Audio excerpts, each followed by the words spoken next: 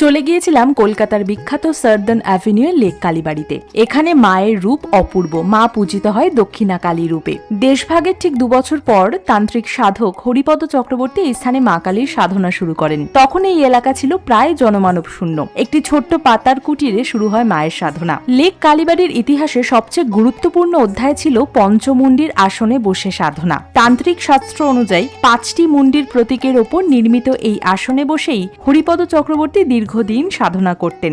ভক্তদের বিশ্বাস, এই আসনে বসে সাধনার মাধ্যমেই বহু মানুষের শারীরিক এবং মানসিক সমস্যার সমাধান করতেন তিনি। তবে বর্তমানে এই আসন সংরক্ষিত রয়েছে। এই মন্দিরের পেছনে জড়িয়ে রয়েছে এক রহস্যময় শিশু কন্যার গল্পও।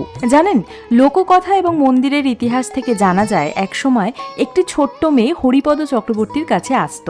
সে কোলে উঠতে চাইতো, তার পাশে বসে থাকতে চাইতো, কিন্তু একজন তান্ত্রিক সাধক হিসেবে প্রথম দিকে তিনি মেয়েটিকে একেবারেই কাছে আসতে দিত না। ধীরে ধীরে মেয়েটি তার মেয়ের মতো হয়ে ওঠেন। সাধকের পছন্দ মতো রান্না করতেন, নিঃশব্দে তার সেবা করতেন।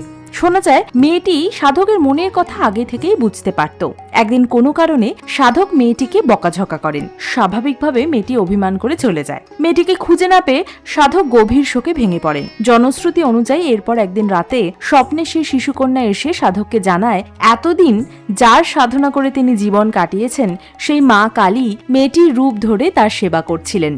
মেয়েটি চলে গেলেও তার পায়ের ছাপ রেখে যায় সাধকের ঘরে। মা তাকে জানান স্থানটি তার জন্য পবিত্র এবং সেখানেই মন্দির প্রতিষ্ঠা করে মানব কল্যাণের কাজ করার নির্দেশ দেন।